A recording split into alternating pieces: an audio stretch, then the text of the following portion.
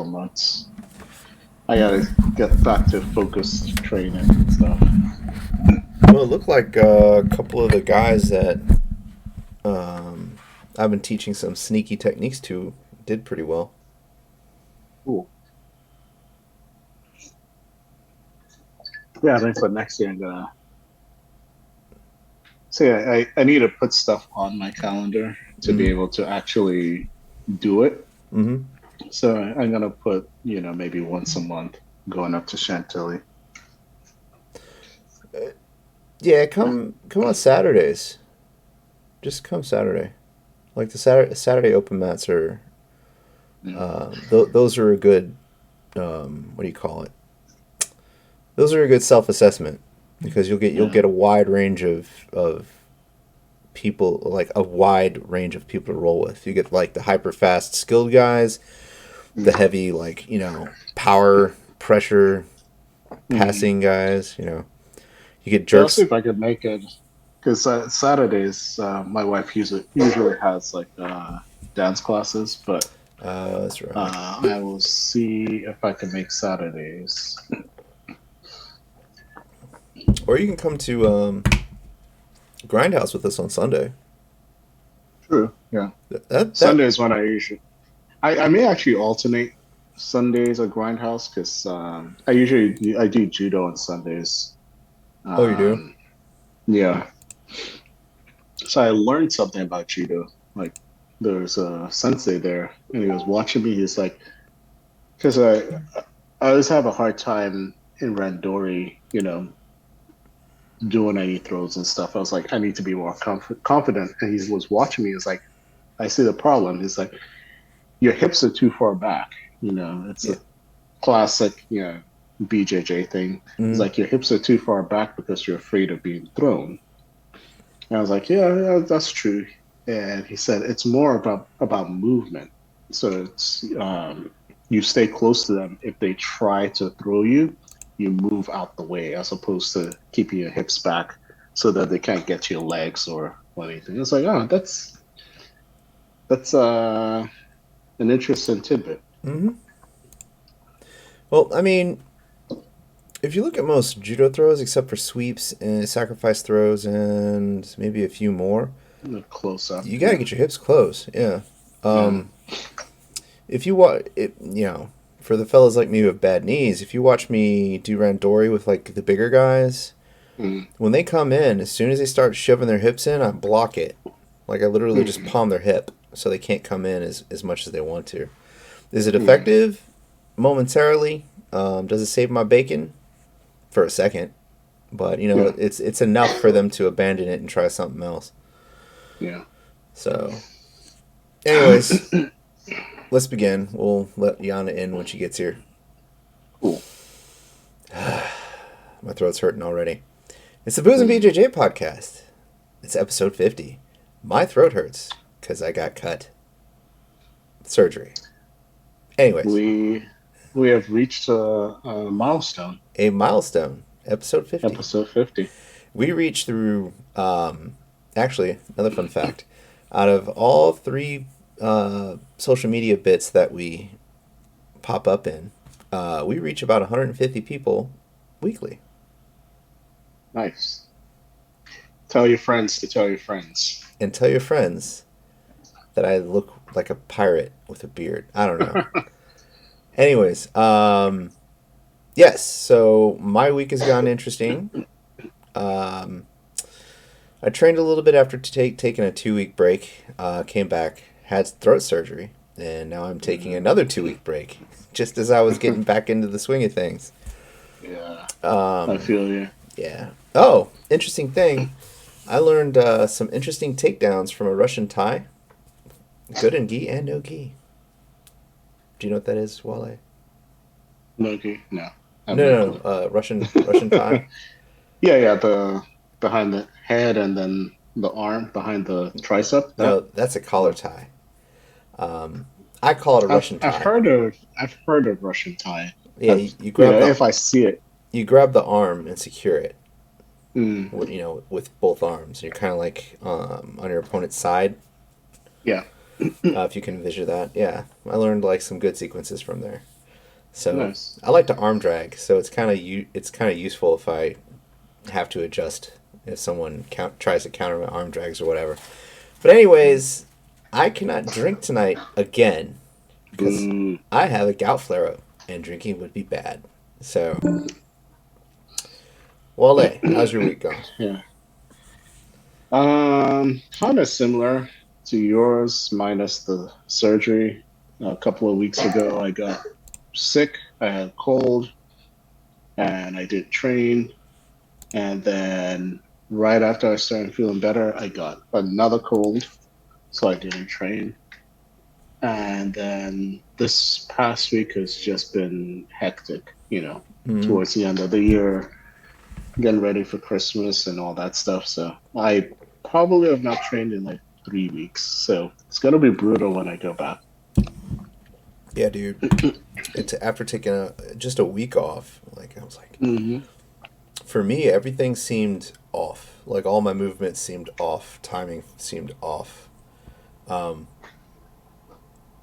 my Hmm. lungs were okay, like okay after the second day back, but other than that, Hmm. it just took time to get back up in the speed of things.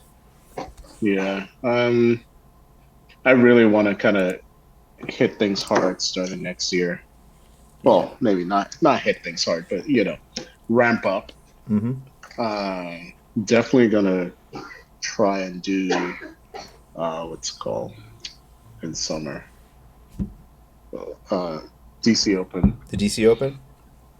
Yeah, definitely gonna try and do that. Mm-hmm. So so I might have maybe like 2 or 3 competitions before that. So maybe one competition every other month. Good. That's good. Um, I think I'm gonna try doing one this upcoming year.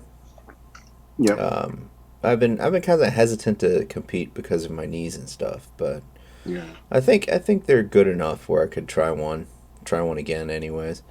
Um, Well, on that's that note, another thing. what? Why I've been. That's another reason why I haven't been training. I got my knee got messed up in judo. Oh, you Hey, did. well, it got re-messed up. So a while ago, I got thrown, and it kind of like hyperextended my knee, and so I went to physical therapy. It was on the up and up, and Mm, then maybe I think it was like last week, beginning of Randori. It's going up against a blue belt, and he did some throw or something. I fell backwards, and my knee kind of crumpled under. It's like, damn, same knee. yeah. Did you hear what But happened? Did you hear what happened to what's that? Angie? No, what happened? Um, somebody tried a. I think it was. Sounds like they were. Oh, Yana may not be joining us. Hmm. Sounds like one of her training partners is trying to do a drop Nagi and did it at the wrong Uh, angle and hurt her knee. ooh, Luckily, it wasn't as bad yeah, as we were worried about. So, yeah, but it's going to be a while. yeah, that sucks. It's fine. Um, Either way, I do have an announcement. This is something that you don't know yet. So Adam, War, I'm going to butcher his name. Adam Morzinski, I think it is, from Hmm. oh God, Poland, I believe, is doing a seminar at Dominion BJJ, Okay. and me and a couple of the guys are going. You should probably go too, sir. When is it? It's January 14th. All right, I'll put it on my calendar. Oh God, I guarantee you I butchered his name. Something fierce. Let me see what it's a Polish name, of course. Let's see. Adam Wardzinski. That's it. But yeah, he's pretty good at using butterfly guard, playing butterfly guard. So I'm hoping to pick up a bunch of tips. Yeah, I should probably start doing more seminars. Yeah, you gotta be selective, I think, True. because you don't want to spend a lot of money on seminars. That's true. Yeah. But anyways, Wale, did you see that Dojostorm video? No, I didn't. Let's watch that. Let's watch that. I meant to watch it, but Yeah, I saw it and I had some thoughts about it, but let me see if you pick up the same vibe. Same vibe. Yeah. Yeah.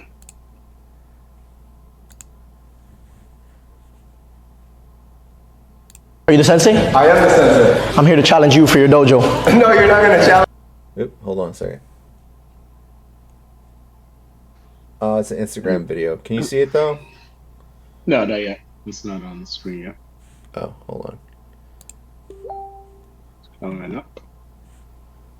Hold on Okay. a minute. I gotta do something. I gotta work some magic here.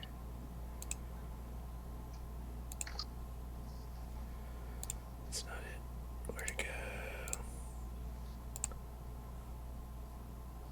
Screen one.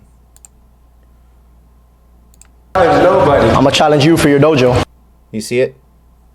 Yeah. Okay. It's kind of small. What up? No, you're not gonna challenge anyone, bro. Are you serious? You know who I am? No, I don't. I'm a former All-Valley 3-time champion. I don't give a fuck who you are, bro. I have nothing to prove, bro. I've been a professional fighter. Are you showing fear? No, I'm not showing fear. I'm showing. You're showing mercy. Y'all need to get the fuck out of my dojo. With all due respect, Sensei, I want to challenge you for your Why are you dojo. expecting me coming into my dojo like this? Get the fuck out of here. You think I'm fucking playing with you guys? Get the fuck out of here. I'm a former All-Valley I 3-time don't give a champion. fuck. Who the hell you think you are, bitch? Get out of mean? here. Get out of here. We're just doing a YouTube video. I don't give a fuck. We'll put it on YouTube. You probably never ever fucking trained before. Nah, You're yeah. so fucking I stupid. train filet mignon. Fuck you. Fuck you. Fuck all of you guys. I'm here to challenge you for your dojo. No, you're not gonna challenge nobody. I'm gonna challenge you for your dojo. No, you're not gonna challenge anyone, bro. Are you serious? You know who I am? No, I don't. I'm a former All-Valley 3-time champion. I don't give a fuck. Bro, I have nothing to prove, bro. I've been a professional fighter. Are you showing fear? No, I'm not showing fear. I'm showing. You're showing mercy. With all due respect, Sensei, I want to challenge you for your dojo. Get the fuck out of here.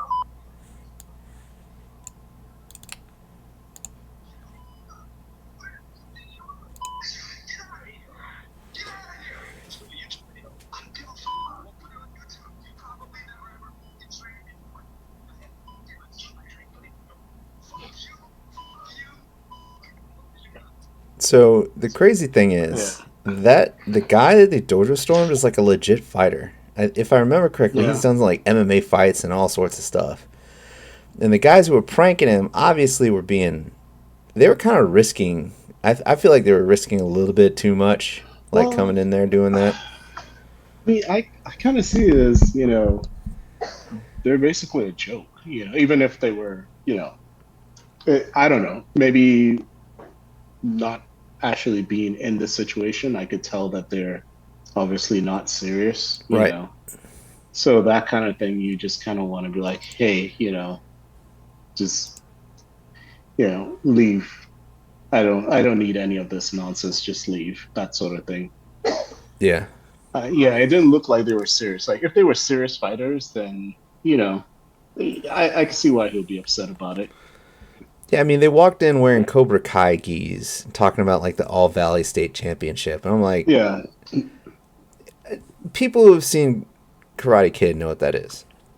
But there's I people, mean, maybe the sensei's never seen Karate Kid. that's what I'm saying. Like, if he had never seen Karate Kid, the obviousness of the prank would totally be lost upon him, and he would probably be in the position of thinking that these guys are actually walking into his gym and challenging him. But I mean, yeah, you could do without the cursing, and I think like there are kids there, right? right, I kind of think if I were him, I would have been like, okay, come on, let's go, and because they're obviously not trained, I would have said, okay, fine, let's go, completely destroy them, and then give them some free lessons. yeah, That's a way to promote your gym at the same time as My thing was, as somebody who helps teach kids classes, like you don't want to lose composure or seem like you're losing composure in front of the kids. in front of kids, And you don't want to curse in front of the kids. Yeah. Especially if their parents are around, because that's an easy way to lose business. Yeah. But Yeah, I mean, I think he could have pulled them to the side and be like, hey, you know, yeah, I know you guys aren't serious. Like, I take my business seriously. Can you please leave? That sort of thing. Like, and Yeah. even be like, hey, I could throw in some free lessons for you guys, or throw in some free lessons for some of your followers, that sort of thing. So Mm-hmm. that's kind of like at the same time you're promoting a gym, but at the same time you're also like not playing into the prank. Right. I, I still have the suspicion that he didn't really think it was a prank. Yeah, I don't think he thought it was a prank, Yeah. but I think that's the way to approach it, regardless of who comes to storm your dojo. It's just kind of like that's not my thing. Mm-hmm. But hey, if you want some lessons or whatever, cool, I can do that for you. I could throw you a few free lessons, kind of thing. Right. Because like dojo storming is, it's not. No one does it anymore. I mean, I know back in the day it was a thing, and I think it's not that.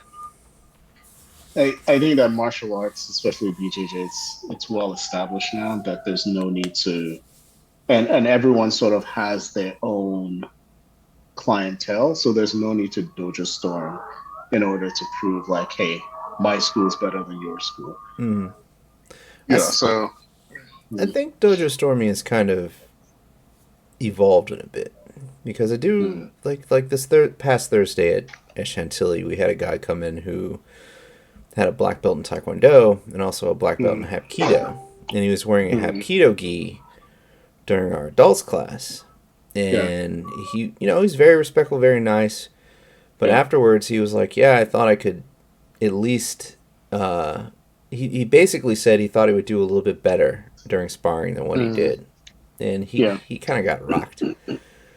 But Yeah, I mean, I can respect that. Like, you come in, you kind of want to test yourself, hmm but the last thing you want to do is test the the the instructor, instructor. yeah, Yeah, because he'll send the enforcer. I'm still that's still on my to-do list to become an enforcer. Send the enforcer after you. But I think um, yeah, I don't see dojo storming as a viable thing anymore, no, because you will get hurt. yeah, You know, yeah, it's and yeah. and Because I think go ahead. sorry, I was saying I think like a lot of people who dojo storm,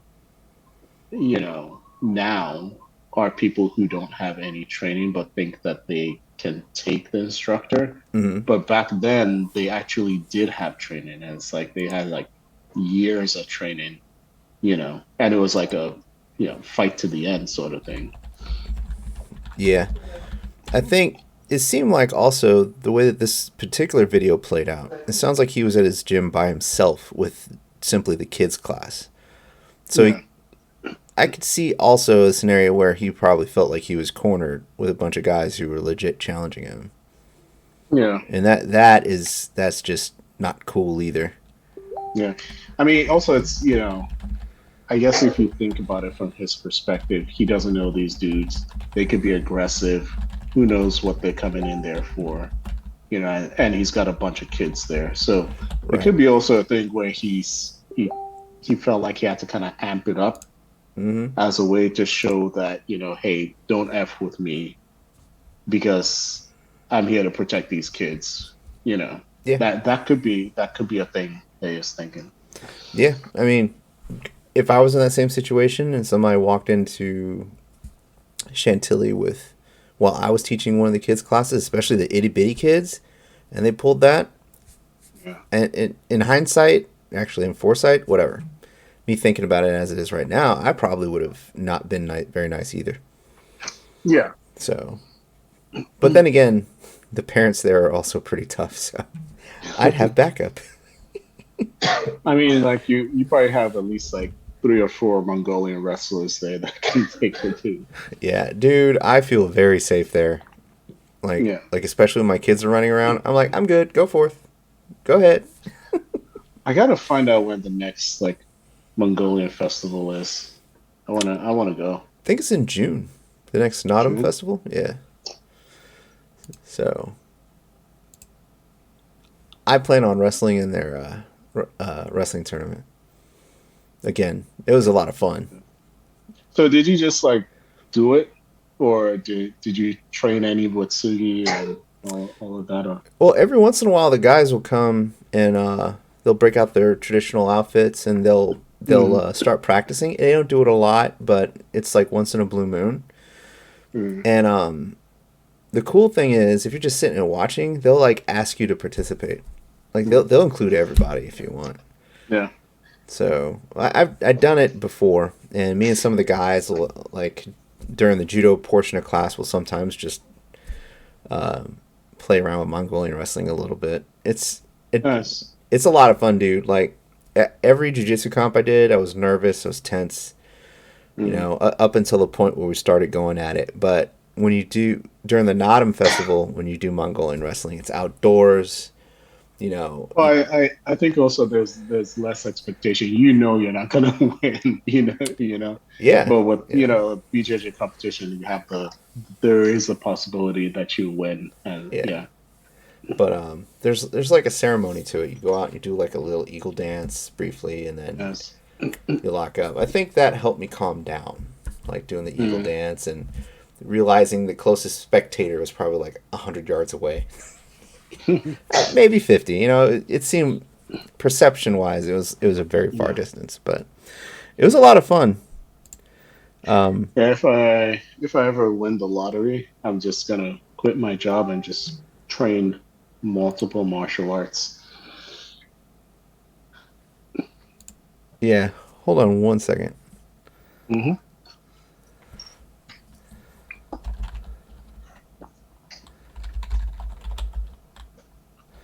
All right. Sorry, Yana. Talking to Yana. She's kind of done Mm, for the night. But yeah. anyways, second topic. Buggy Hmm. chokes. What do you know about buggy chokes, sir? The buggy choke. I've seen it a couple of times in a video. Um, Not too familiar with it. All right. So there's another video I want to watch because I'm not particularly a fan Hmm. because I've actually seen people blow out their knee trying a buggy choke. Hmm. But somebody did a video where they were talking about like instead of trying like these fancy high risk submissions from say bottom side control, why not just Hmm. actually drill escaping side control? You know what I mean? Hmm. Yeah, Because the risk of a buggy choke is you blow out your knee. yeah. I learned a side control escape the other day. Yeah, think about it. Which one? It was pretty effective. See, that's the problem with learning something. I gotta write it down or take a video of it or something. That's another thing I'm gonna do next year is take more video of my training sessions. All right, I got the video up. You ready? Yeah.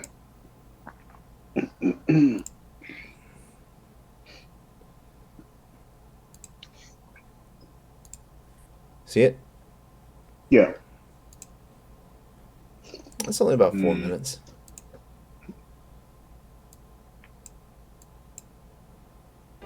Hi, this is Shadid. There seems to be a lot of stuff coming out regarding So is submission it from grappling, side and control? a Someone lot has of used them side tend to control be. or So the way that it originally was introduced was it was a submission from bottom side control. But yeah, so someone has used side control and then you do the buggy choke to try and submit them? right. But Yeah, yeah. look at this entrance though. Yeah, that's not. Hi, this is Shadid. There seems Look at that. I mean that's like that whole like Google Plata stuff, and it, it just to me feels unnatural. Yeah. Well, most people aren't going to be flexible enough to do that. Yeah, I mean also this looks like the person on top looks like they're in the middle of transitioning to north south. Right.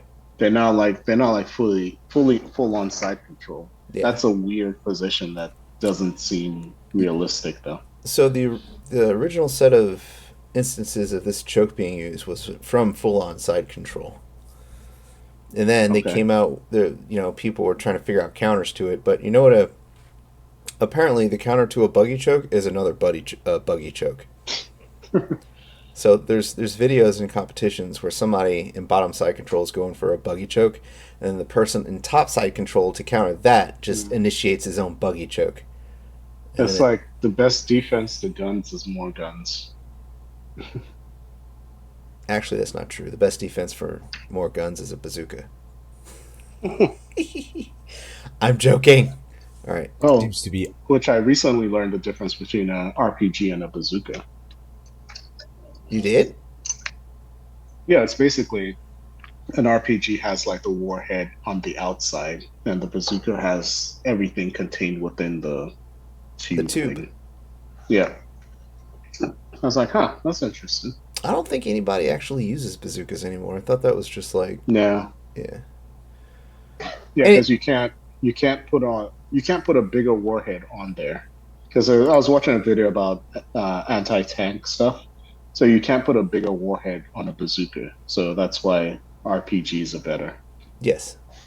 And apparently, RPG doesn't stand for rocket propelled grenade. It doesn't? At least from the video I was watching, this says it's like a abbreviation for the Russian arms company that made those or something. I don't know. Yeah, I mean, RPG in U.S. vernacular is rocket propelled grenade, but yeah, that makes sense. All right, anyways, back to the video. Oh. a lot I of stuff digress. coming out regarding submission grappling, and So is this a choke? a lot of them Yeah. tend to be very It's seductive and very luring. And Yeah, I get like the you're saying, appeal. it just You're in the seems worst possible position, and yet you can still go for the tap. And Look, like this pressure right here on their It's knee. it seems unnecessary. Right. But even, Yeah. like, even the leg that goes across and gets, then it hooks the Yeah. figure four. Like, the pressure on your knee, if you're not Yeah. flexible enough, that's My knee hurts just watching it. Yeah, that's super risky. Super risky. And additionally, it also puts pressure on your hip. Because you need hip flexibility in order to get your leg into that angle. And also on your lower back. Right. Okay. Yeah. Yeah.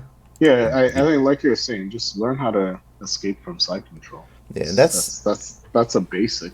that's actually the premise of the narration of this video. But let's continue. buggy choke is no exception. The buggy choke is very reminiscent of the fly trap a few years back. Same concept, you're in the worst position possible, and then you get the It's submission. kind of like a blaze out. Man, it looked like the guy's shin warped while he was applying Submission. So Mm. it. I want to see. Let's see if I can see that. get the submission. To me, it looked like it. The problem with this is that a lot of people, especially those who are just starting in grappling, they're frustrated and they get into very bad positions often, and they just want the next best thing. And I mean, they it think feels that like one of if I'm those stuck- things where it's like a "ha, I got you" move. You know? Yeah, definitely. Another risk. I mean, Mm. the technical risk instead of the physical risk is that if it fails, you're still in side control, or even worse. Like this guy's about to True. get his back taken from the angle that he's at. Yeah. Like the guy on bottom. Or the guy on top transitions to north south, and then You're what are you gonna do then? you're double screwed. Oh, I gotta tell you this. I put somebody in north south last week. I got somebody in a pass to north south, and he tried to guillotine on me. He didn't know what he was doing, but yeah, that hurt my neck a little bit. Do you know what a guillotine is, right? No, but I can imagine what it is. Instead of the choking arm being on your throat, it's on the back of your neck. Back of your neck, yeah. Yeah. stuck in that Does bad not sound position all pleasant. the time, might as well get comfortable and attack from there and get the tap. I'm guilty of this myself a few years back, but What's the more your I train and the more opinion I on? learn, If I feel like the older you get, the less likely you're gonna try and do all these kind of fancy moves. It Is that an depends. accurate statement? It depends on the person. Yeah, You know, if it depends on your background, I'll put it that way. If you have some true. sort of dance background like I do, and you still have retained your flexibility, that would be a higher chance Yeah. of trying something like this. Well, I But mean, I think even if you are flexible, it just feels like the old, or maybe it's a matter of when you started doing jujitsu. It just feels to me like, you know, I feel like I could probably be the most if I work on flexibility and all of that, I'm still not gonna try this just because it just doesn't seem effective and it doesn't seem, yeah, I don't know. yeah, I tried it. I tried to play around with it. I couldn't do Mm. it. I felt like it was gonna hurt me more than it was gonna hurt my opponent. Submit my Yeah. opponent. So let's continue. Is there I a realized blowout, that a So knee blowout somewhere? there's apparently an injury somewhere in this video. I Mm. didn't see it, but then again, I kind of Mm. bounced around it. But let's see. the benefits of the fundamentals will take you a very long way. So the thing with the buggy choke or any type of these submissions where someone is chest to chest close to you, there is a lot of risk involved. And the first one being So is I that guess if you going the to transition to anything regarding the MMA, choke, it's a self-defense, choke. or here in these ADCC trials, Yeah, if you see here, there's Yeah. your armpits on one side of the neck. It's kind of like a triangle choke, like an odd triangle Yeah. choke, really. So wouldn't a defense be kind of the whole telephone thing? Yes, potentially. If you can get your arm up, answer the Hmm. phone. Yeah, yeah. But Because it's just a matter of making space for your neck. right, yeah. The last time somebody tried this on me, I just made a frame and just like looked at like a basic Hmm. triangle choke defense. I Yeah, just because did that. it's basic. Yeah, it's basically a triangle, Yeah. or like a reverse triangle. Mm-hmm. Actually, a triangle from side control would probably be a better option than this, in my opinion. Yeah. But whatever. Let's continue. I believe if you have close chest to chest contact, you're finished. If the guy is just I a mean, little there's bit also strong, that Yeah, I mean that as a works. defense. That does work. It's legal sometimes. I think this is an ADCC match that we're showing right now, Yeah. Okay. or that this is from. No holds bar. Yeah. One second. But I think in Nogi, slamming is at certain levels, slamming is okay. he's gonna I don't think so. Well, Mhm. I guess it just depends on who's throwing the competition. finish you True. off. So getting the tap from that position is really counterintuitive. So I highly suggest Oh, you show this train again. your escapes Yeah. first. Maybe You don't that's want the to be injury part. permanently damaged or hear this awful knee injury Oh, that's maybe this Oh, is it. I think this is it. Yeah. happening with the guy actually attempting Yeah. the submission. What That's did he happening with the guy actually Hold on. I didn't. I think it's very want to quick. be permanently damaged or hear this He's awful grabbing knee someone. injury that's happening Ooh, with the ooh, guy ooh, actually yeah. I attempting saw it. the submission. His knee What pops. happened? So I didn't want to put I it didn't on see full that. volume because the popping sound is just Here, watch his. Just keep an eye on the leg that goes up and over. happening with the Uh-huh. guy. Oh, hold on. Dang. You don't want to be permanently damaged or hear Watch the this top of his knee. awful knee injury that's happening Oh, with the guy actually Hallelujah. attempting Did the you see it? submission. So I didn't want No, to but put it on full volume I can because imagine. the popping sound Yeah. is just absolutely atrocious. So here's a crazy So idea. it's just the Why not learn the basically the fundamentals like defense escaping? issues. A great man I recommend is here Henry Atkins is great for learning all these types. But yeah, from here they just go on, and his after this he's like, why not just learn actually how to escape side control? It's like Yeah. It's just it's like BJJ 101. Yeah. Except, I don't think there are many escapes from side control, but a lot of times people only taught one way, one or two ways, but there are other more effective ways of doing it. Mm-hmm. And I just think that's probably why a lot of people decide, okay, I'm going to try and do an offensive move as opposed to just learning the defensive side control escape. So when it comes to escaping side control, what I've noticed is a lot of people, especially beginners, will try one technique and then if it doesn't work, they stop. Yeah, If something true. doesn't work, immediately try something else. If escape A doesn't work, Yeah. try escape B. Then Hmm. if escape B doesn't work, try escape A. Then go to escape C, but you have to keep trying something. Yeah. It's one of those things where it's like you have to constantly be moving to Yes. escape front side control. You can't just lay there. It's also Talking from experience. yeah, talking from experience.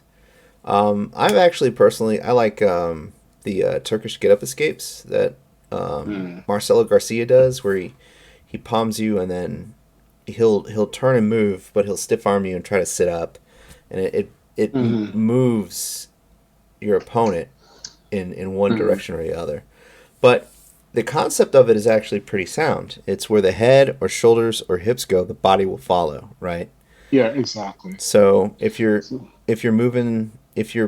stiff arming someone's shoulder and then pushing them off of you, Yeah.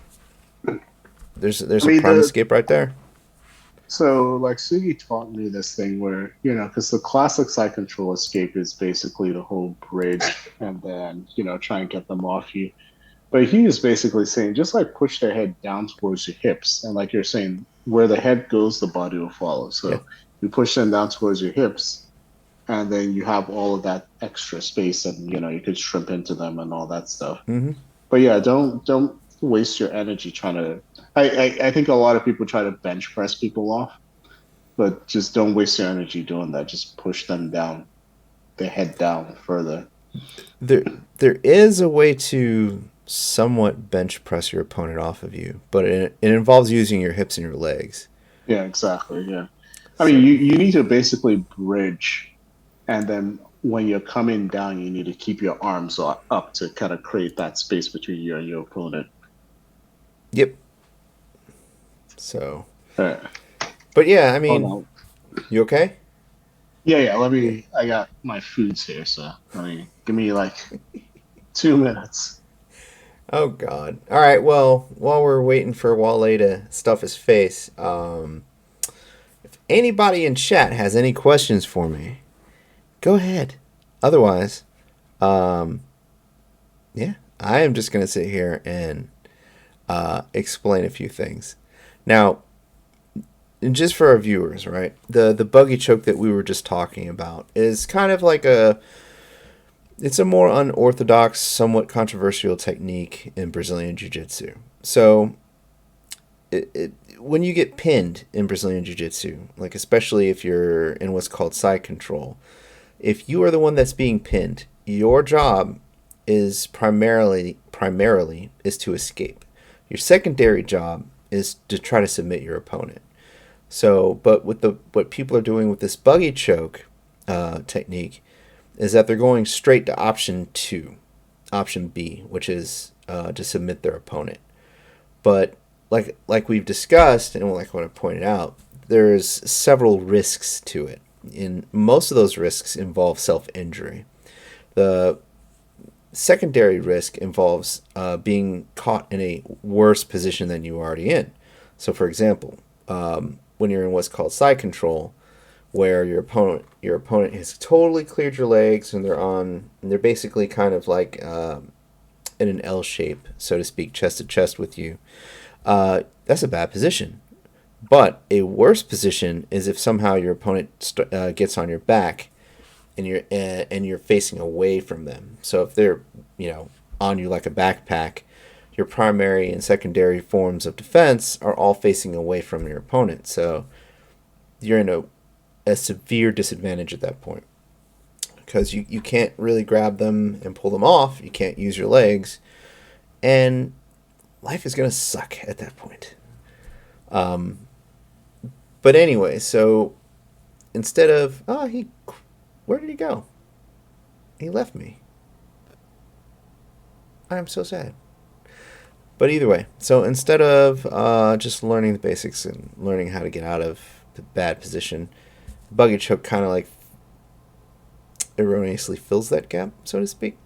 But that's okay. Let's see. I think I have some questions from Instagram that I can answer until Wole tries to get back in. Let's see what we have here.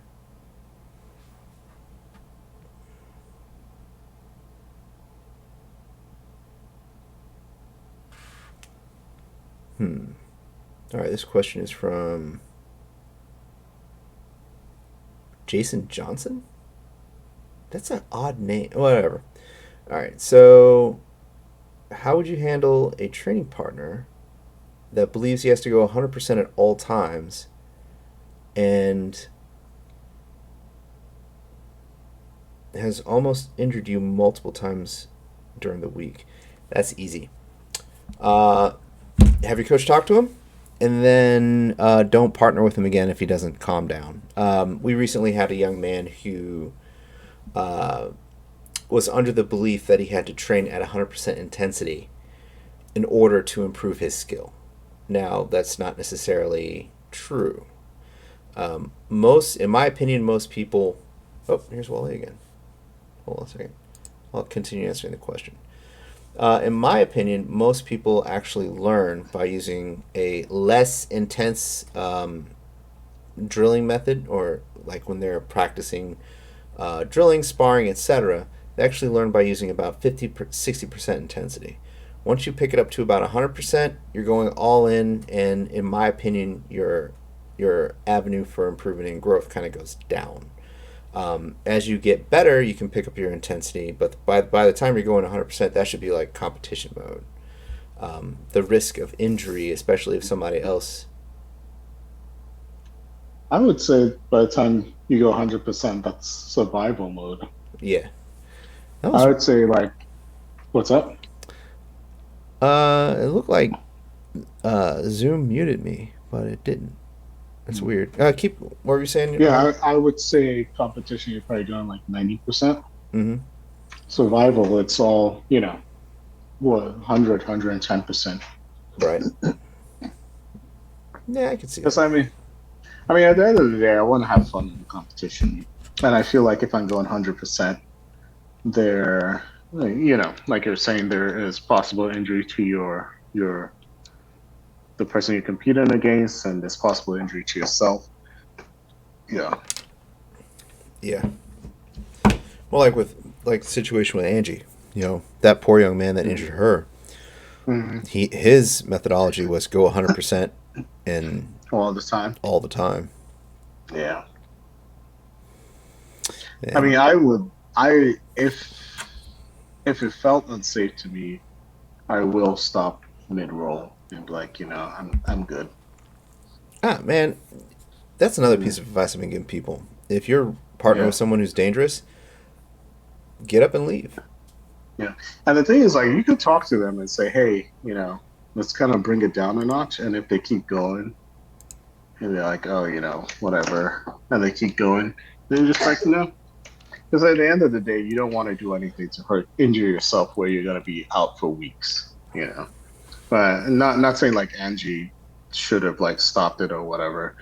That dude should not have been going 100%. It's just kind of, I don't know. It should be maybe a spoken rule that don't go 100% when you're training. You're not a UFC fighter. You're not a pro BJJ athlete. You're just there to train and have fun. Yeah. Hold on one second. Mm-hmm. But yeah, I was answering an Instagram question. Yeah. What was the question? Basically, how you would handle a training partner that goes 100% intensity and seems like they're going to hurt you. Yeah, just stop it. If if they don't want to stop, leave. You know, that's my opinion because it's not worth it. Yeah. Because Yeah. they will eventually get wrecked by someone, and yeah, hopefully they will realize that they shouldn't go 100%. But yeah, Yeah. On that note, we had a training partner at Pentagon a couple years ago, mm, pre-COVID, who specialized in wrist locks, and I think you'll know who I'm talking about. hmm And nice guy, but I saw him get absolutely demolished once, and yeah, he disappeared. It could have been coincidence for about 2 weeks, and then he came back. mm, And the reason why I bring this up is because if focusing on like a niche yeah, yeah. submission or whatever, and then that's only going to carry you so far. Or just sitting on your opponent. Hey, there's nothing wrong with sitting on your opponent. I mean, but if you do it all the time, like you know who. Did I tell you he came Yeah, he came by Chantilly like yeah, you tell me. 2 months ago? Yeah. Yeah, yeah, like you say, it's never focus on a niche because it's like I mean you can have your go-tos, but never have just this is what I'm going to do all the time. You're not learning. It's boring, and the Mhm. people you go up against are just going to be annoyed. And eventually somebody, yeah, if your one technique is working all the time and you just keep going at it, eventually someone's going to learn how to counter it. Mhm. And then what do you have after that? Nothing. Nothing. Yeah. Well, the crazy thing is, I don't know if you remember this time period, but I had to wrap up both of my wrists really heavily Uh-huh. because he just kept freaking wrist locking me or Yeah. trying. It's like, dude, can you not like? I can, need to can you do type. something else? Say do something else. Yeah. But we got partnered for. There was this class. It was like at the December, right before the holidays, and we were supposed to start from standing. And I Mm-hmm. double legged the life out of this dude. And I felt bad about Yeah. it, but at the same time, I didn't feel bad about it. No, I won't feel bad about it. You know, but he once I got past his guard, he couldn't wrist lock me. I mean, Mm-hmm. you could tell that he wasn't focusing or trying anything else. Yeah. You know, it showed that his other skills had been neglected, so to speak. Yeah. Right. I mean, that's why you got to be well-rounded. That's part of the reason why I'm taking judo Mhm. and why I want to try other things. I would love to get into some wrestling too, but you got to be well-rounded if you actually want to take this somewhat seriously. Yeah. I think everybody should, in terms of stand up, should have three. I'm Yeah. not going to say three specific techniques. I'm going to say three specific philosophies of takedowns, like judo based, wrestling based, Hmm. specifically not single leg and double legs, and then wrestling single leg and Uh, double legs. I mean, Because I would go as far as to say have three specific techniques because it's hard. I think it's hard for some people to get into kind of the philosophy of certain. Yeah, it depending on what kind of level that you train at hmm and how far you want to go. The whole philosophy part comes later, after the technique. So I would say like maybe yeah, three. You at least have like three takedowns that you drill all the time. Yeah, yeah, it could be judo, it could be wrestling, it could be aikido or anything. Just have three techniques that you know well. yeah. They just have some sort of stand up game, please, It's and like, no pulling guard. it's like, please. Yeah. Some of the kids were in the kids class. Like somebody pulled guard and they were like, "Boo!"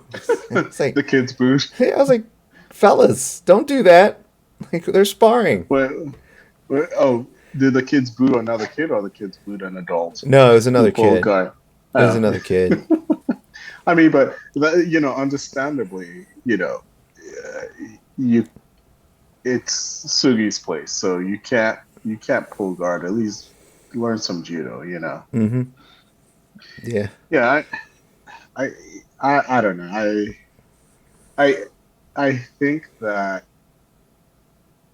to some extent, yeah, pulling guard has gotten a bad rap, Mm-hmm. but put it this way: if that's your only stand-up game, then yeah, that's a problem.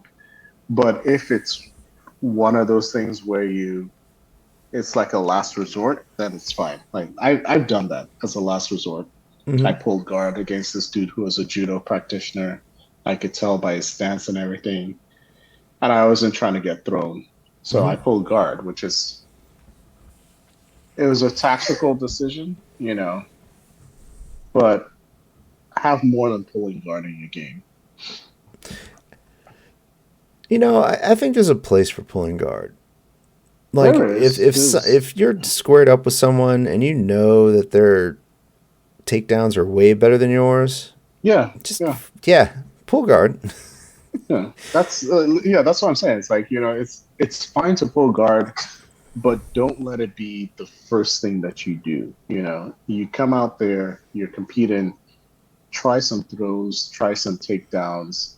If you notice that the other person is better than you, or you guys have been standing up for like 2-3 minutes, then somebody pull guard and just keep things going. So the last blue belt comp I did, that's when I met one of my new friends, Devin. We were on our feet for about 3 minutes and 45 seconds out of our match, Mm-hmm. and we were just like trying to throw each other and just couldn't do it. And then I Yeah. finally tried a sacrifice throw, and he just jumped over it. And I was like, "That's how you counter this."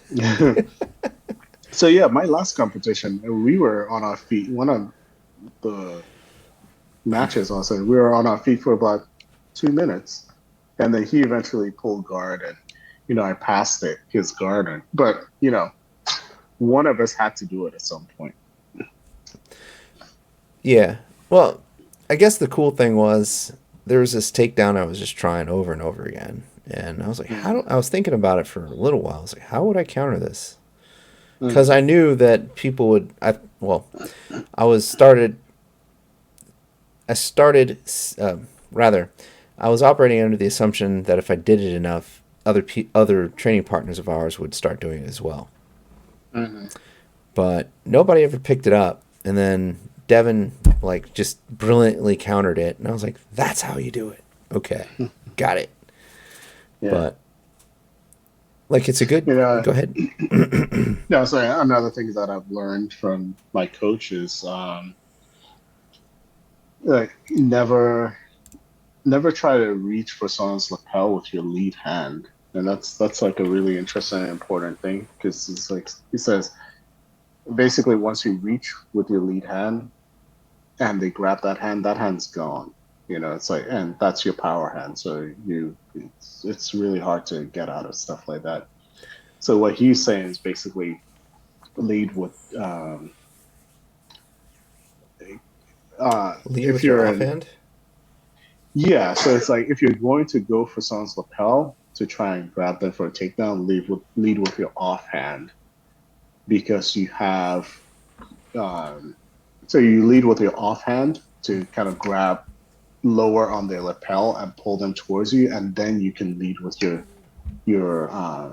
you could come in with your lead hand to grab that lapel, Mm, which has been helpful, because it's the lead hand is closer, so it's easier for someone to counter that or attack that hand. mm-hmm. Yeah.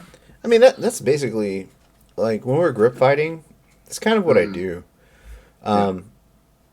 I will actually use my lead hand as bait. Yeah. So I'll have somebody I'll flick it out and try to have somebody engage it, and then I'll come around with my offhand to grab a lapel. Right. So what he does actually is he does opposite stance. Mm-hmm. So he'll stand with like his left foot forward. He's right-handed, so he'll Mm-hmm. stand with his left foot forward, And then that's because in that situation, then it's fine to come in with your lead hand Mm-hmm.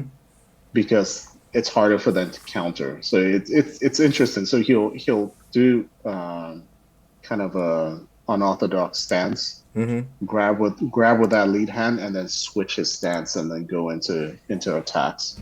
Like, huh? Yeah, that's a really good way to do it too. Actually, Mhm. I don't know. I just like baiting people with my right hand. Everybody knows I'm right-handed. Everybody Yeah, knows yeah. my strongest grip is with my right hand. Hey, it could be dangerous though. If someone does a sneak grip. Yeah, but Yeah. like Trevor Hampton has a really good answer to my grips. Like Mm. he'll double grip like one of my forearms and just Mm. this like drag my arm across me like this way. Mm. Yeah, I can't do anything. I have an option like I can try to fight to get my arm back or turn into it and then he just jumps on my back. Hold on, let me write this down. No, I'm giving you secrets. All right, Wale, we're kind of up on the hour. Yep. Just to reiterate, we're going to be at the Adam Warzinski seminar in Dominion BJJ on January 14th, I believe. Mhm.